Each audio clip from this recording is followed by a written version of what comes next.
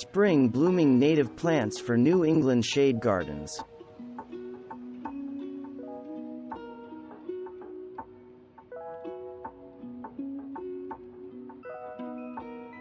Hepatica might be one of the very best native perennials for a shade garden. For one thing, this plant can make a big splash without taking up a lot of space, as shown here. It also stays in bloom longer than most native shade plants. And gardeners who don't have the greenest of thumbs will be glad to learn that it's not overly fussy. Many wild flowers are somewhat shy, requiring a hiker to walk miles to enjoy a single specimen, but Bloodroot Sanguinaria canadensis is a much more gregarious woodland dweller who will happily colonize to fill large areas in a colorful mass. Many colonies of this spectacular plant can be found across the Berkshires and other areas of the Northeast, where they bloom in March and April with white or pink-tinged flowers.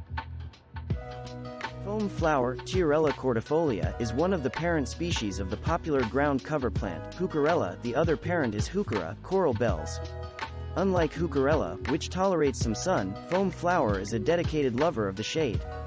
Hardy in zones 4 to 9, it can be found growing wild over much of the Northeast and northern Midwest. Foam flower is aptly named for its clumps of tiny, airy white flowers that bloom in May in most areas.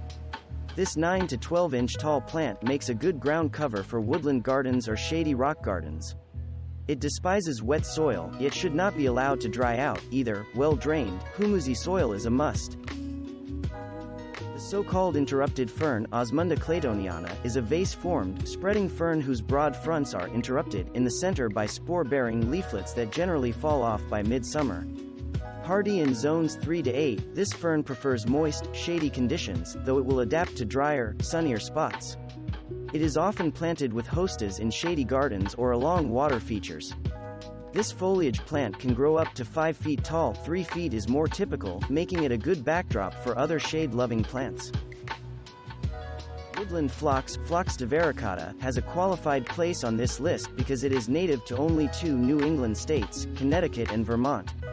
Hardy in zones 3 to 8, this 12-inch plant blooms with rose, blue, or lavender flowers in April and May, and makes a good fill-in plant for borders planted with tulips or other spring bulbs. It does not tolerate much sun and likes a humusy, well-drained but fairly moist soil. Actea pachypoda carries 2 much different common names. It earns the name, white baneberry, because it is toxic. In horticultural tradition, bane always indicates toxicity. More whimsically, the plant is also called doll's eyes due to its unusual berries. Dutchman's Breeches Dicentra cucullaria is a common plant to see flowering along the Appalachian Trail in the Berkshires in the spring. Hardy in zones 3 to 7, Dutchman's Breeches is closely related to the cultivated bleeding hearts popular in many gardens. This wildflower blooms with white flowers sometimes tinged with pink in March. In the wild, you normally see it along forest floors and along streams, and this is one flower that does fairly well in full shade. Like another native shade plant, Trillium, Jack-in-the-Pulpit Erythema triphyllum, bears 3 leaves. This fancifully named perennial, commonly found in the woodlands of eastern North America, is not normally grown for its flowers but for its spathe and spadix features, the structures that form the pulpit, the spathe, from which Jack, the spadix, preaches. Bunchberry, Cornus canadensis, is a form of dogwood that normally spreads as a ground cover rather than growing as an upright shrub. This cold-weather deciduous shrub, hardy in zones 2 to 6, grows to only about 9 inches tall and blooms with white flowers from May to July. It requires a part shade location that receives a moderate amount of sun. Dappled sunlight is ideal. It likes moist, rich soil with an acidic pH. It is an excellent ground cover for large woodland gardens. Trout lily, Erythronium americanum, is also known as yellow adder's tongue, yellow trout lily, yellow fawn lily, and yellow dogtooth violet. In the wild, look for it on moist woods, wooded slopes and bluffs, and along streams. Hardy in zones 3 to 8, trout lily grows only about 6 inches tall and flowers in April.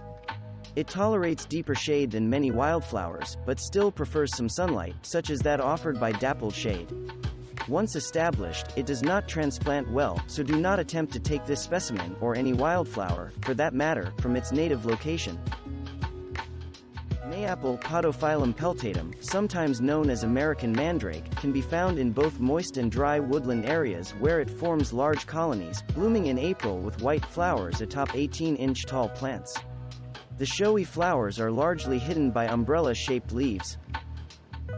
Fringed bleeding heart Dicentra eczemia is related to Dutchman's breeches, described above, and also to common bleeding hearts popular in perennial shade gardens. Although native to the northeast, it is rare to spot one in the wild. It is hardy in zones 3 to 9 and has a relatively long bloom period for a bleeding heart, April to July. Plant fringed bleeding heart in moist but well-drained soil in part shade. It does not like deep shade or too much sun. Virginia bluebells, Mertensia virginica, is another native New England wildflower that is no longer seen all that often in native settings in the Northeast, though it is still common as many areas of the Midwest. Virginia bluebells is hardy in zones 3 to 8, and the 12 to 24-inch tall plants produce their blossoms from March to April in most climates. The flowers typically begin as pink, then deepen to a true blue. It is not uncommon to have both pink and blue flowers on the same plant. This trait is similar to that of Italian bugloss, Anchusa azurea. Meadow rue Thalictrum spp includes several species that are narrow clumping plants with delicate foliage and flowers that are sometimes mistaken for those of columbine. They typically bloom a little later than most wildflowers in the Northeast. The common varieties of wild meadow rue found in the Northeast include. Thanks for watching. Subscribe for more interesting videos. And please hit the like button for the YouTube algorithm.